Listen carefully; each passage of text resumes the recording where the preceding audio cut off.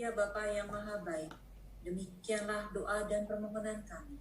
Bukalah mata hati kami untuk dapat menjiwai ibadah jalan salib ini. Marilah kita berdoa. Terima kasih Tuhan Yesus, Engkau yang adalah firman Tuhan. Yang pertama berkata, jadilah terang, jadilah tumbuh-tumbuhan, jadilah seluruh ciptaan, maka semua itu jadi. Dan Engkau mau menjadi manusia dan mau mulai jalan salib di Getsemani dengan sangat takut dan gentar, dan peluhmu, keringatmu itu seperti titik-titik darah, dan akhirnya Engkau berkata, jangan kehendakku Bapa, kehendakmu jadilah. Dengan penyerahan diri ini, Engkau memulai jalan salib demi cintamu kepada kami dan ketaatanmu kepada Bapa di dalam sorga. Amin. Perhentian 1. Yesus dihukum mati. Kami menyembah Dikau ya Tuhan dan bersyukur kepadamu. Sebab dengan salib suci-Mu Engkau telah menebus dunia. Sesudah ditangkap, Yesus mula-mula dihadapkan ke sidang Sanhedrin. Pada keesokan harinya, ia dibawa ke pengadilan Pilatus. Pilatus bertanya kepada orang-orang Yahudi, apakah tuduhanmu terhadap orang ini? Mereka menjawab dengan mengajukan saksi-saksi dusta. Kemudian Pilatus memanggil masuk ke dalam gedung pengadilan dan memanggil Yesus untuk ditanyai tentang tuduhan mereka. Tetapi Pilatus tidak menemukan kesalahan apapun seperti yang dituduhkan mereka kepada Yesus. Maka Pilatus berusaha melepaskan Yesus. Namun oleh desakan para tua-tua, ahli-ahli Taurat, dan seluruh rakyat, Pilatus menjatuhkan hukuman mati. Ia menyerahkan Yesus kepada rakyat Yahudi untuk disalibkan. Salib bagi orang-orang yang akan binasa memang merupakan kebodohan, tetapi bagi kita yang diselamatkan, salib adalah kekuatan Allah. Tuhan Yesus memulai jalan penderitaannya pertama-tama dalam pengadilan yang sangat tidak adil dengan saksi-saksi dusta dan tidak terbukti kesalahan. Dan yang sedihnya, semua itu dipelopori oleh para tua-tua dan para ahli-ahli Taurat. Demi ketaatan dan cintanya kepada Bapa dan kepada kita umat manusia, Yesus yang harusnya membela diri, Tuhan Yesus tidak membela diri. Dia seperti domba yang keluh memasuki kehendak Bapa. Mari kita berdoa. Terima kasih Tuhan Yesus, Kau menderita ketidakadilan supaya kami boleh selamat di dalam pengadilan kekal. Engkau menanggung ketidakadilan karena ketaatanmu pada Bapa dan cintamu kepada kami umat manusia. Tolonglah Tuhan untuk yang sedang mengalami ketidakadilan, belalah mereka Tuhan. Dan tolonglah kami juga supaya kami berpihak pada keadilan. Kami tidak menghakimi orang hanya sekilas pandang saja. Biarlah kami pro keadilan, sama seperti Engkau Allah yang Maha Adil. Amin. Kasihanilah kami ya Tuhan, kasihanilah kami. Allah, ampunilah kami orang berdosa ini. Anak domba Allah tak bersalah, ajar kami pun berpasrah, taat pada Bapamu. Perhentian kedua, Yesus memanggul salib. Kami menyembah Dikau ya Tuhan dan bersyukur kepadamu. Karena dengan salib suci-Mu, Engkau telah menebus dunia. Kemudian serdadu-serdadu membawa Yesus ke dalam istana, yaitu gedung pengadilan, dan memanggil seluruh pasukan berkumpul. Mereka mengenakan jubah ungu kepadanya, menganyam sebuah mahkota duri dan menaruhnya di atas kepalanya, katanya, "Salam hai Raja orang Yahudi." Mereka memukul kepalanya dengan bulu, dan meludahinya dan berlutut menyembahnya. Sesudah mengolok-olokkan dia, mereka menanggalkan jubah ungu itu daripadanya, dan mengenakan pula pakaiannya kepadanya. Salib adalah lambang kehinaan, kesengsaraan, dan derita. Tapi semua rela Tuhan tanggung, Tuhan jalani untuk menjadi penebusan bagi setiap dosa, kehinaan, dan derita kita. Marilah kita berdoa. Terima kasih Tuhan, Engkau adalah Allah penguasa langit dan bumi. Demi cintamu pada kami, demi penebusanmu supaya kami boleh diselamatkan, maka Engkau mau memanggul salib lambang kehinaan dan derita. Sehingga itu menguatkan ketika kami juga menanggung salib kami masing-masing. Kami bisa memandang kepada ketekunan dan ketaatanmu dalam memanggul salib. Kuatkan kami Tuhan dalam memanggul salib kami masing-masing. Amin.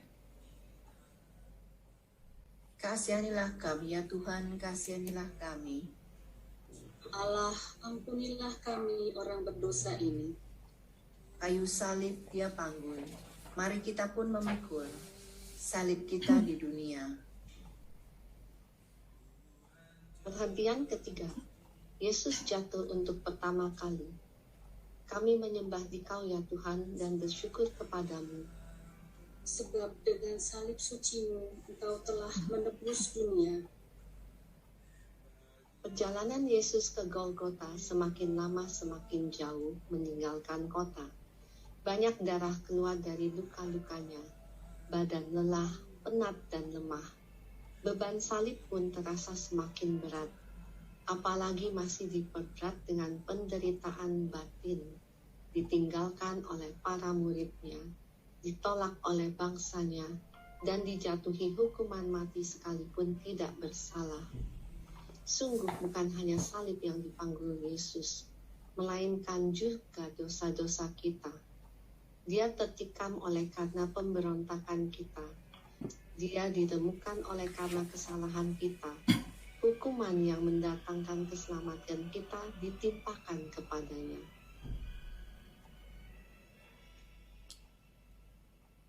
Ketika lemah sebagai manusia yang terbatas, Tuhan Yesus terjatuh karena beratnya salib.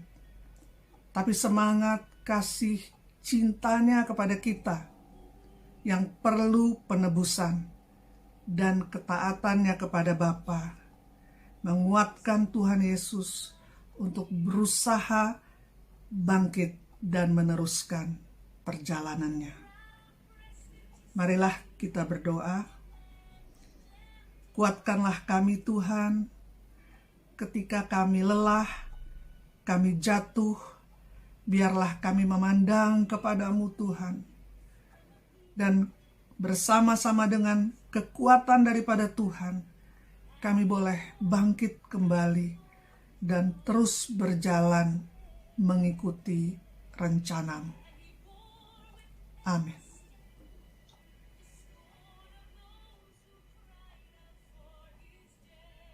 Ampunilah kami ya Tuhan, kasihilah kami. Allah, ampunilah kami orang berdosa ini. Tuhan Yesus, tolong kami bila kami jatuh lagi karena salib yang berat. Hentian keempat, Yesus berjumpa dengan ibunya. Kami menyembah Dikau ya Tuhan dan bersyukur kepadamu. Sebab dengan salib suci-Mu, Engkau telah menebus dunia. Para murid Yesus telah lari, sehingga Yesus harus menapaki jalan sengsaranya seorang diri. Tetapi dalam perjalanan sengsara ini, ternyata masih ada Maria ibunya, yang setia menderita bersama dia. Ibu Yesus ternyata bukan hanya Maria. Yesus sendiri menegaskan, siapapun yang melakukan kehendak Bapa-Ku di surga, dialah saudaraku laki-laki, dialah saudaraku perempuan, dialah ibuku. Keteladanan Bunda Maria yang dengan ketabahan, keberanian, keteguhan hati tetap mendampingi penderitaan putranya. Bunda Maria menyemangati Yesus, menguatkan supaya Yesus terus dalam menjalani tugas perutusannya. Marilah kita berdoa. Tolonglah setiap kami, Tuhan, menjadi pemberi semangat bagi anggota keluarga kami dan orang-orang sekitar kami untuk sekalipun sulit, tetapi kita semua tetap berjalan dalam panggilan Tuhan bagi setiap kita masing-masing. Amin. Kasihanilah kami ya Tuhan, kasihanilah kami. Allah, ampunilah kami orang berdosa ini. O Maria Bunda Kudus, yang setia ikut Yesus, Kau teladan hidupku. Bentian kelima, Yesus ditolong Simon dari Kirene. Kami menyembah Dikau ya Tuhan dan bersyukur kepadamu. Sebab dengan salib suci-Mu, Engkau telah menebus dunia. Yesus sangat letih dan lemah, padahal tempat yang dituju masih jauh. Maka para serdadu menahan seorang yang bernama Simon dari Kirene, yang baru datang dari luar kota, lalu diletakkan salib Yesus di atas bahunya supaya dipikulnya sambil mengikuti Yesus. Memanggul salib merupakan ukuran kelayakan seorang pengikut Yesus, karena Yesus sendiri bersabda, barang siapa yang tidak memikul salibnya dan mengikut aku, ia tidak layak bagiku. Jadi bagi orang Kristen, salib sungguh tak terelakkan. Salib adalah beban yang harus kita pikul, namun kita akan mampu memikul beban berat itu kalau kita saling membantu. Bertolong-tolonganlah menanggung bebanmu, maka kamu memenuhi hukum Kristus. Yesus berkata, apa yang kamu lakukan bagi yang paling hina, kamu lakukan bagiku. Semangat yang menggerakkan Mother Teresa untuk menolong banyak orang miskin, papa, dan terlantar. Karena Mother Teresa berkata, beliau melihat Yesus pada diri orang-orang miskin yang hina dan papa itu. Marilah kita berdoa. Tolonglah kami menolong-Mu Yesus melalui orang-orang yang membutuhkan pertolongan di sekitar kami. Biarlah kami melihat mereka seperti kami melihat Yesus pada diri mereka yang memerlukan pertolongan. Terima kasih Tuhan. Amin.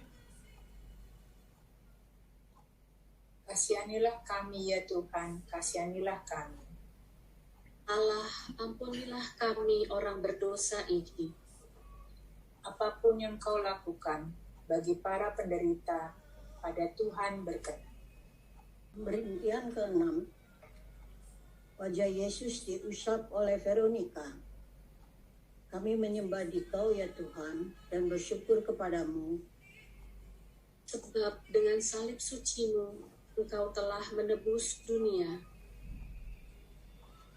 Wajah Yesus kotor oleh darah, keringat dan debu.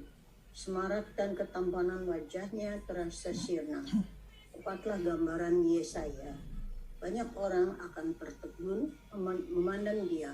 Begitu buruk rupanya, tidak seperti manusia lagi, dan tampaknya tidak seperti anak manusia lagi. Dia tidak tampan dan semaraknya pun tidak ada, sehingga kita tidak tertarik untuk memandang dia, dan rupanya pun tidak, sehingga kita tidak menginginkannya. Dia dihina dan dihindari orang, seorang yang penuh kesengsaraan, yang biasa menderita kesakitan. Dia sangat dihina, sehingga orang menutup mukanya terhadap dia. Kendati begitu, masih ada orang yang bersimpati pada Yesus, yaitu Veronika. Ia maju mendekati Yesus, lalu mengusap wajahnya.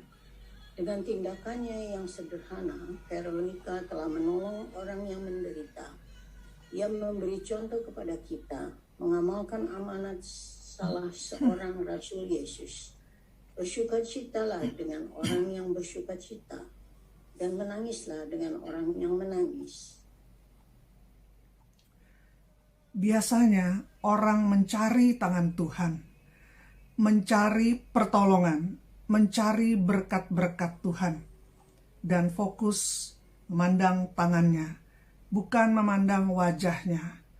Memandang wajah Tuhan berarti mencari isi hati Tuhan, mencari kehendak Tuhan. Tapi kita melihat bagaimana di tengah kesengsaraan, Veronika memandang wajah Tuhan. Dia tetap ingin mencari isi hati dan kehendak Tuhan, sehingga menyeka wajah Yesus. Marilah kita berdoa. Tuhan, ajarlah kami bukan hanya mencari tangan-Mu, berkat-berkat-Mu saja, tapi ajarilah kami mencari wajah-Mu, memandang wajah-Mu, mencari isi hati dan kehendak-Mu, terutama di masa-masa sengsara kami, Tuhan. Karena kami tahu, apapun yang terjadi pada kami, Engkau turut bekerja di dalam segala sesuatu untuk mendatangkan kebaikan bagi setiap kami yang mengasihi Tuhan. Amin. Kasihanilah kami ya Tuhan, kasihanilah kami. Allah, ampunilah kami orang berdosa ini. Bila kita meringankan duka orang yang sengsara, Tuhan Allah berkenan. Perhentian ke-7. Yesus jatuh untuk kedua kalinya. Kami menyembah Dikau ya Tuhan dan bersyukur kepadamu. Sebab dengan salib suci-Mu, Engkau telah menebus dunia. Kendati sudah ditolong oleh Simon dari Kirene dan wajahnya sudah dibersihkan, tubuh Yesus tidak bertambah segar. Salib yang menindih terasa semakin berat. Perjalanan masih jauh. Yesus semakin payah. Untuk kedua kalinya Yesus jatuh. Meskipun begitu, dengan teguh hati ia bangun. Diangkatnya lah kembali salib berat itu. Ia meneruskan perjalanannya tanpa mengeluh. Apa yang dinubuatkan Yesaya kini menjadi kenyataan. Dia dianiaya, Dia membiarkan diri ditindas dan tidak membuka mulutnya, seperti anak domba yang dibawa ke tempat pembantaian, seperti induk domba yang keluh di depan orang-orang yang menggunting bulunya. Ia tidak membuka mulut. Dalam memikul salib Yesus, kita kadang-kadang jatuh karena tidak kuat. Kadang-kadang kita ingin melepaskan salib Yesus yang kita bawa. Tapi biarlah seperti teladan Yesus, sekalipun lelah dan terjatuh, tapi Tuhan Yesus tetap bangkit dan meneruskan perjalanannya. Sehingga bersama-sama dengan Yesus, kita juga mau bangkit kembali dan berjalan bersama-sama dengan Yesus. Marilah berdoa. Tuhan Yesus, kadang-kadang salib kami Tuhan masing-masing terasa berat Tuhan. Kadang-kadang kami terjatuh di dalam memikulnya. Tapi tolonglah sabar terhadap kami masing-masing. Kuatkan kami Tuhan. Dan bersama-sama dengan-Mu Tuhan, kami boleh bangkit kembali dan berjalan di dalam tujuan panggilan-Mu. Amin. Kasihanilah kami ya Tuhan, kasihanilah kami. Allah, ampunilah kami orang berdosa ini. Bila mana kami goyah dan tercampakkan karena salah, ya Tuhan, tegakkanlah. Perhentian ke-8. Yesus menghibur perempuan-perempuan yang menangisinya. Kami menyembah Dikau ya Tuhan dan bersyukur kepadamu. Sebab dengan salib suci-Mu, Engkau telah menebus dunia. Tak kala Yesus menapaki jalan salibnya menuju Golgota, banyak orang mengikuti dia. Di antaranya banyak wanita yang menangisi dan meratapi dia. Yesus berpaling kepada mereka dan berkata, "Hai putri-putri Yerusalem, janganlah engkau menangisi aku, melainkan tangisilah dirimu sendiri dan anak-anakmu.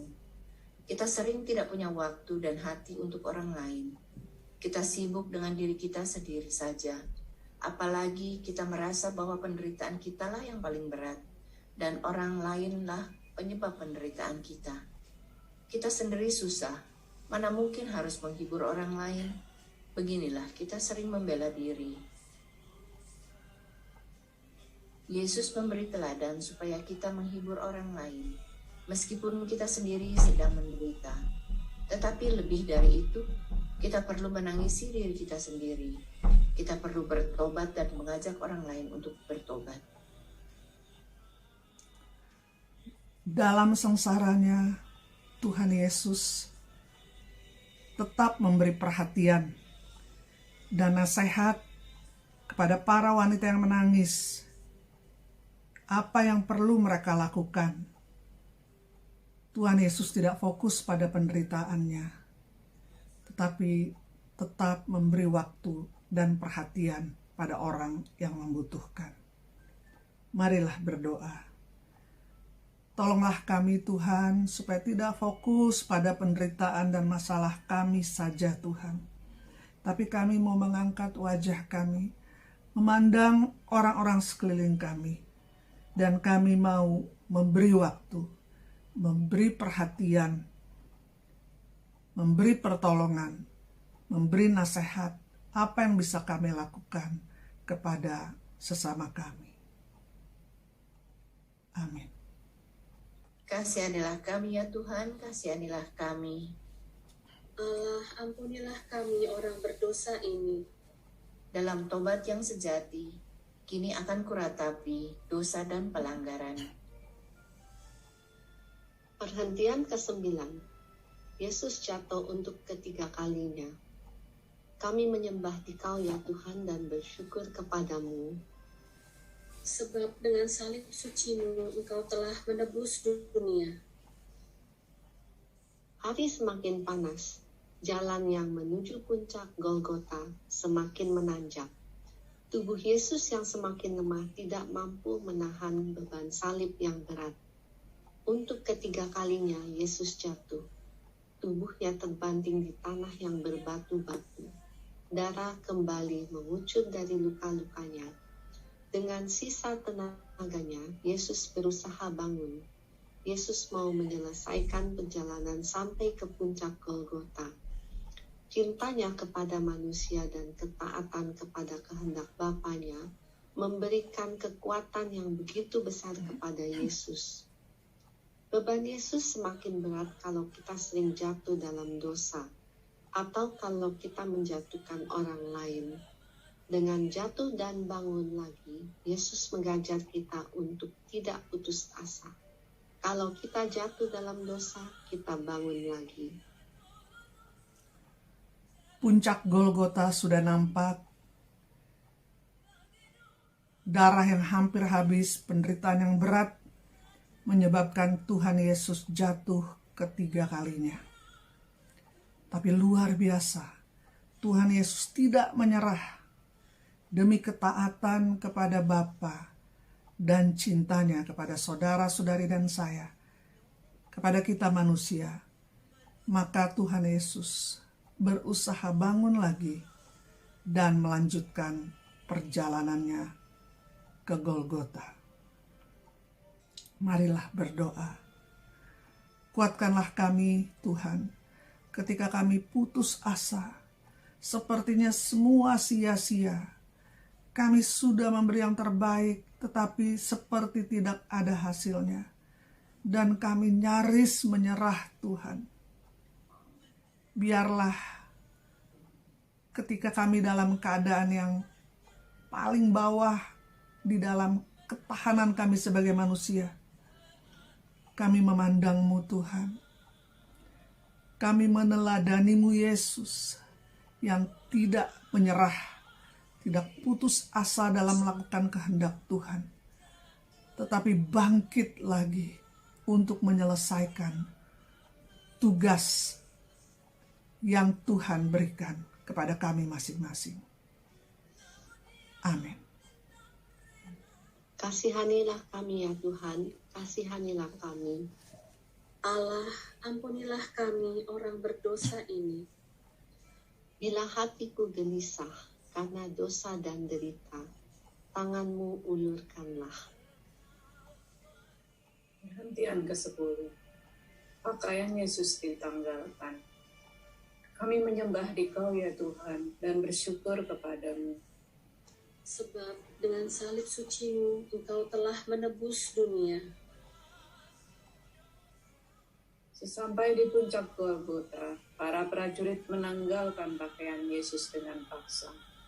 Mereka mengambil pakaian Yesus, lalu membaginya menjadi 4 bagian. Untuk tiap-tiap prajurit 1 bagian. Demikian juga jubahnya mereka ambil. Jubah itu tidak berjahit. Dari atas sampai ke bawah hanya 1 tenungan. Karena itu mereka berkata seorang kepada yang lain, janganlah kita membaginya menjadi beberapa potong, tetapi baiklah kita membuang undi untuk menentukan siapa yang mendapatkannya. Maka genaplah yang ada tertulis dalam kitab suci. Mereka membagi-bagikan pakaianku di antara mereka, dan mereka membuang undi atas jubahku. Yesus telah menjadi manusia yang paling hina. Bagaimanakah sikap kita terhadapnya? Sudahkah kita melakukan seperti yang dikatakan Yesus pada hari penghakiman? Ketika aku telanjang, kamu memberi aku pakaian.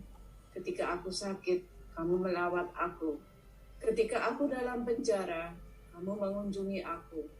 Sebab sesungguhnya segala sesuatu yang kamu lakukan untuk salah seorang yang paling hina ini, kamu melakukannya untuk aku. Menurut sejarah, Tuhan Yesus ditelanjangi. Maka dikatakan para wanita berdiri dari jauh. Kalau di gereja itu dipakaikan kain, itu demi sopan santun saja.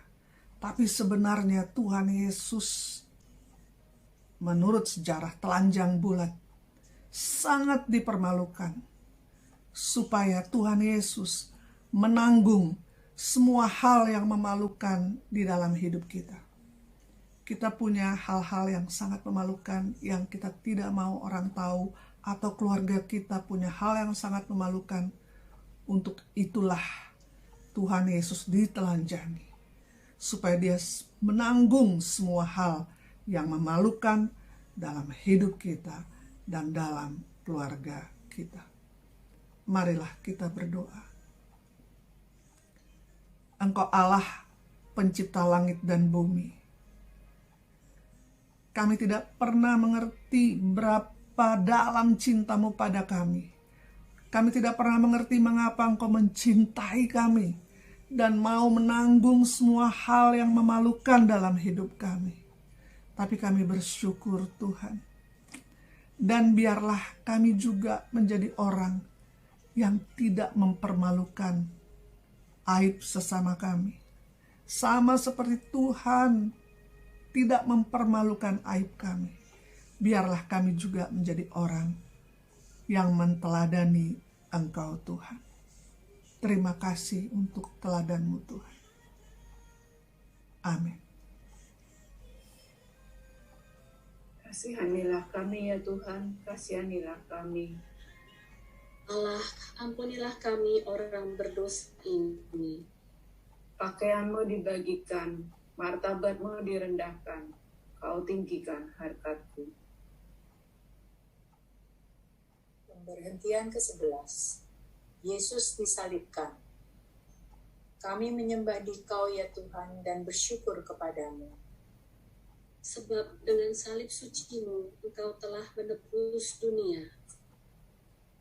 Sampailah mereka di tempat yang bernama Golgota, yang berarti tempat tengkorak. Para serdadu memberikan anggur bercampur mur kepada Yesus, tetapi Yesus menolaknya. Kemudian mereka menyalibkan Dia.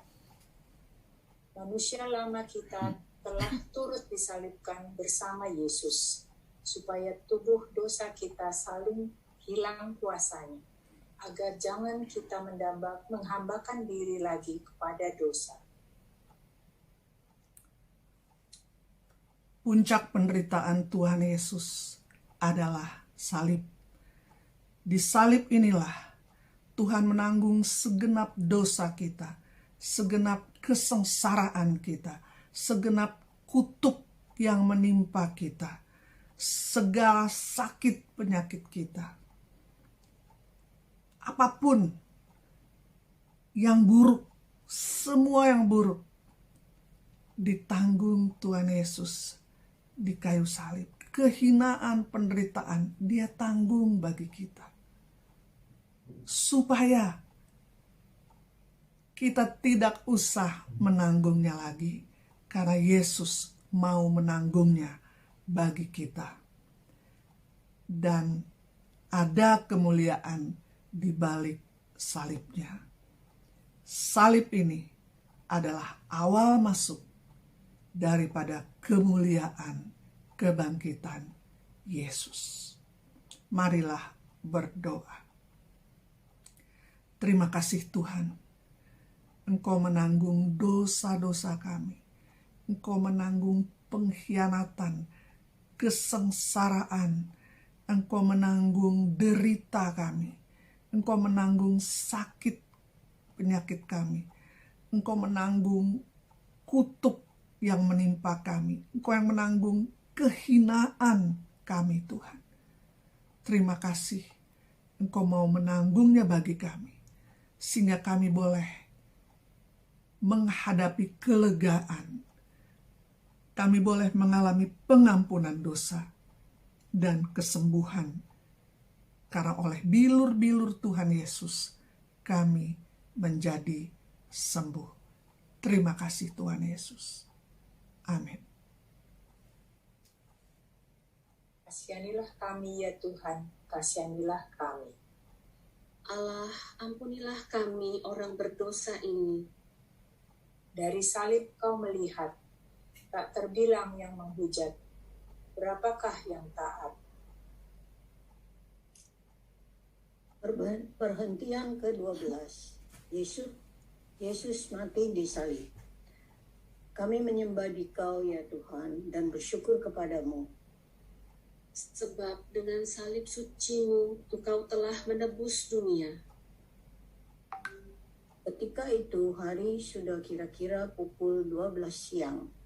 Lalu kegelapan meliputi seluruh daerah itu sampai pukul 3. Sebab matahari tidak bersinar dan tabir bait suci terbelah 2. Lalu Yesus berseru dengan suara nyaring, "Ya Bapa, ke dalam tangan-Mu kuserahkan nyawaku." Dan sesudah berkata demikian, Yesus menyerahkan nyawanya.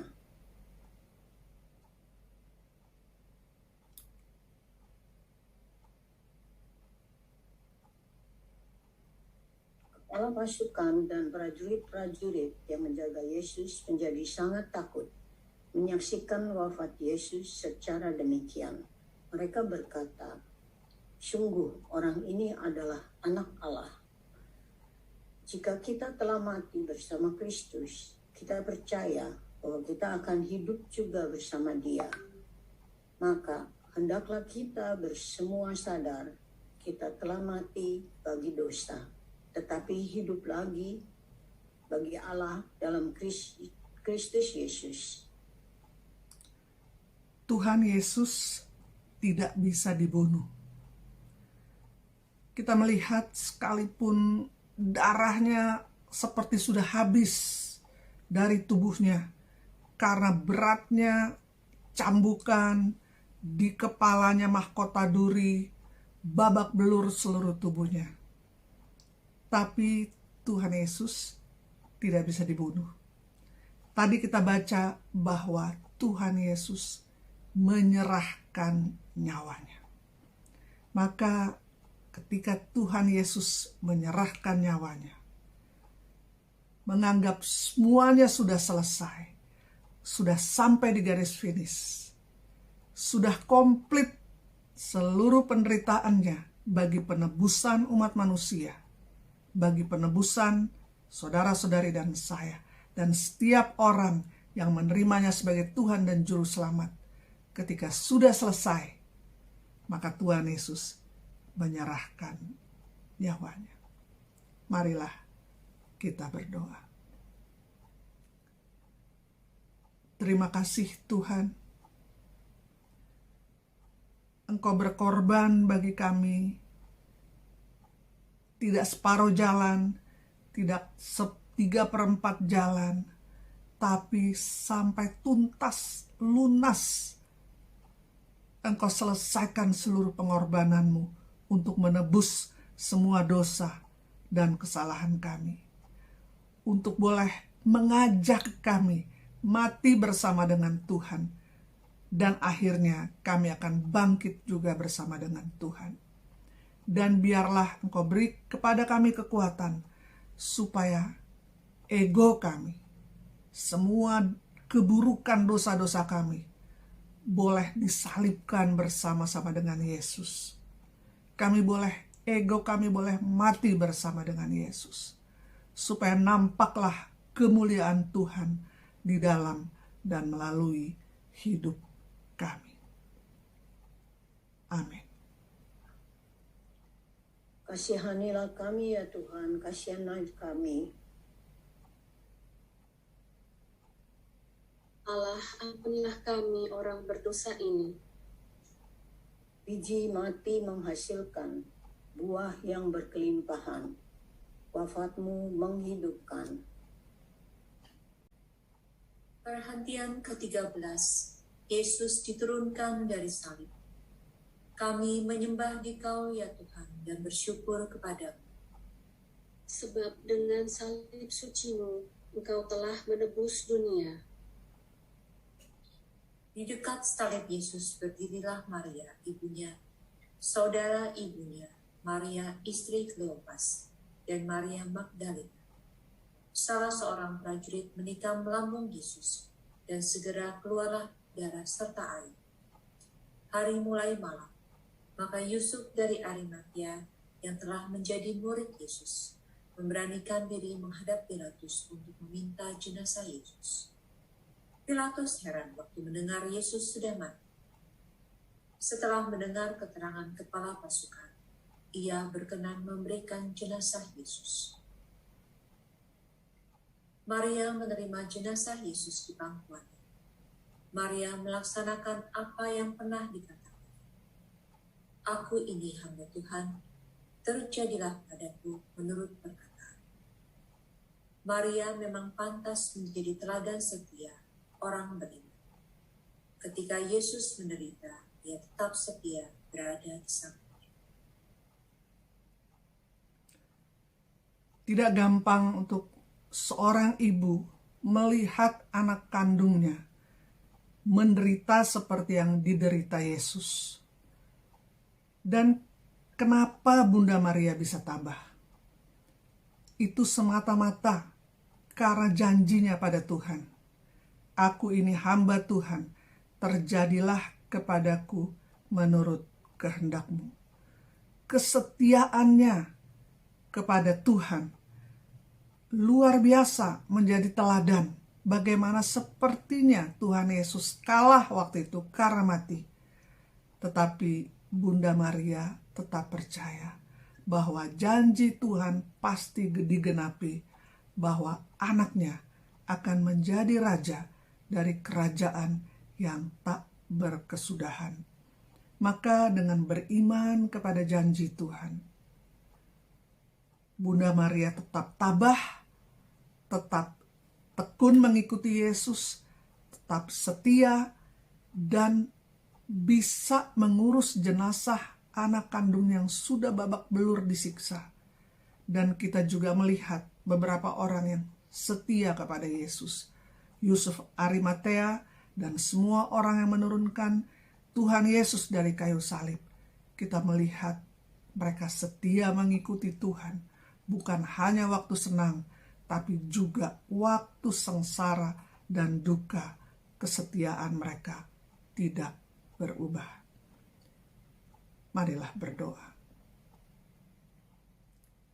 Terima kasih Tuhan untuk keteladanan, keberanian, ketabahan daripada Bunda Maria di dalam mengiring Yesus Kristus Tuhan. Tolonglah Tuhan, ketika keadaan kami sepertinya sudah mati, sudah tidak ada harapan. Tapi biarlah kami menteladani Bunda Maria, bahwa pada Tuhan selalu ada harapan, pada Tuhan selalu ada solusi, pada Tuhan selalu ada kebangkitan, dan biarlah seperti Bunda Maria, kami boleh tetap percaya, tetap positif, dan mengikuti Tuhan sekalipun dalam kesengsaraan. Amin. Kasihanilah kami ya Tuhan, kasihanilah kami. Allah, ampunilah kami orang berdosa ini. Salib tanda kehinaan, jadi lambang kemenangan, karena Tuhan telah menang. Perhentian ke-14, Yesus dimakamkan. Kami menyembah Dikau ya Tuhan, dan bersyukur kepadamu. Sebab dengan salib suci-Mu Engkau telah menebus dunia. Para murid mengambil jenazah Yesus dan mengkafaninya dengan kain lenan, dan memburatinya dengan rempah-rempah menurut adat orang Yahudi bila menguburkan mayat. Dekat tempat Yesus disalibkan ada sebuah kubur batu baru yang di dalamnya belum pernah dimakamkan seseorang. Maka mereka membaringkan mayat Yesus di situ. Kita semua yang telah dibaptis dalam Kristus telah dibaptis dalam kematiannya. Oleh pembaptisan, kita telah dikuburkan bersama-sama Dia, supaya sama seperti Kristus dibangkitkan dari antara orang mati oleh kemuliaan Bapa, demikian juga kita akan hidup secara baru. Ketika Tuhan Yesus masuk di dalam kegelapan kuburan,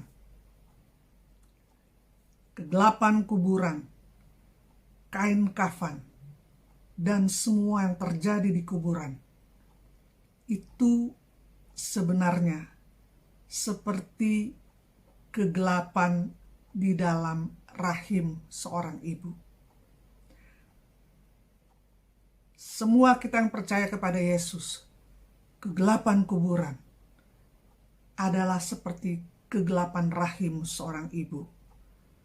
Lewat itu akan dilahirkanlah satu kehidupan yang baru. Maka Bunda Maria juga percaya bahwa setelah kegelapan kuburan ini ada kelahiran atau kebangkitan. Tuhan Yesus bangkit dengan tubuh yang mulia dan tubuh yang kekal. Maka bagi setiap kita yang percaya kepada Yesus Kristus Tuhan, kalau kita masuk dalam kegelapan kuburan, itu adalah kegelapan kandungan seorang ibu di mana akan lahir, disambut oleh orang tua, dan ketika kita juga masuk di dalam kuburan, maka kita akan masuk dalam hidup yang baru. Hidup yang kekal bersama-sama dengan Tuhan menyambut kita lahir di dalam keabadian. Marilah berdoa. Terima kasih untuk ketaatan daripada Yesus Kristus Tuhan. 100% mati di kayu salib, masuk ke dalam kuburan, dan turun ke dalam tempat penantian. Dan pada hari ketiga akan bangkit dan mengalahkan maut. Sehingga di dalam Yesus kami tidak takut akan kegelapan kuburan, di mana kami akan dibangkitkan menjadi manusia baru, manusia surgawi, dan pada akhirnya akan tinggal bersama-sama dengan Tuhan sepanjang masa. Amin. Kasihanilah kami ya Tuhan, kasihanilah kami. Allah, ampunilah kami orang berdosa ini. Tuhan Yesus dimakamkan, masuk alam kematian sampai bangkit mulia. Saudara-saudari, walaupun dalam rupa Allah, Kristus Yesus tidak menganggap kesetaraan dengan Allah itu sebagai milik yang harus dipertahankan. Sebaliknya, ia mengosongkan dirinya, mengambil rupa hamba dan menjadi sama dengan manusia. Dan dalam keadaan sebagai manusia, ia merendahkan diri dan taat sampai mati, bahkan sampai mati di kayu salib. Itulah sebabnya Allah amat meninggikan dia dan mengaruniakan kepadanya nama di atas segala nama, supaya dalam nama Yesus bertekuklah segala yang ada di langit, yang ada di atas bumi, dan yang ada di bawah bumi. Dan segala lidah mengaku Yesus Kristus adalah Tuhan untuk kemuliaan Allah Bapa. Terpujilah Kristus Tuhan, Raja mulia dan kekal. Terpujilah Kristus Tuhan. Terpujilah Kristus Tuhan, Raja mulia dan kekal. Tuhan sungguh sudah bangkit, baginya hormat dan kekuasaan selama-lamanya. Terpujilah Kristus Tuhan, Raja mulia dan kekal. Marilah berdoa. Engkau yang paling tahu Tuhan, perjalanan Golgota kami masing-masing, salib kami masing-masing. Engkau adalah Allah yang Maha Tahu. dan Engkau adalah Allah yang maha sanggup. Kuatkanlah yang lemah, Tuhan. Pulihkanlah semangat bagi yang nyaris putus asa. Sembuhkanlah yang sakit, Tuhan. Biarlah kami tidak fokus pada penderitaan kami, tapi fokus kepada Tuhan Yesus yang terus taat sampai selesai bagi kemuliaan nama Tuhan. Karena kami tahu ada kemuliaan di balik salib-Mu. Tidak ada pernah kebangkitan tanpa melalui salib. Biarlah kami semua boleh menyelesaikan tugas panggilan kami masing-masing. Juga keluarga kami, Tuhan. Supaya pada akhirnya kami mengalami kebangkitan bersama-sama dengan Yesus Kristus, Tuhan kami. Amin.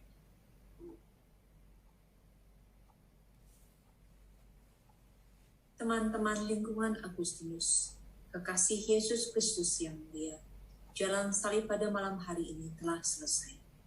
Berlimpah terima kasih kepada Ibu Meika Lolong yang luar biasa menyentuh batin kami dengan kontemplasi serta doa ibadah jalan salib yang belum pernah kami rasakan sebelumnya. Semoga dengan mengenang penderitaan Yesus Kristus, kita semakin percaya dan dikuatkan, sehingga kehidupan damai bahagia dapat dicapai. Sesuai dengan kehendak Tuhan.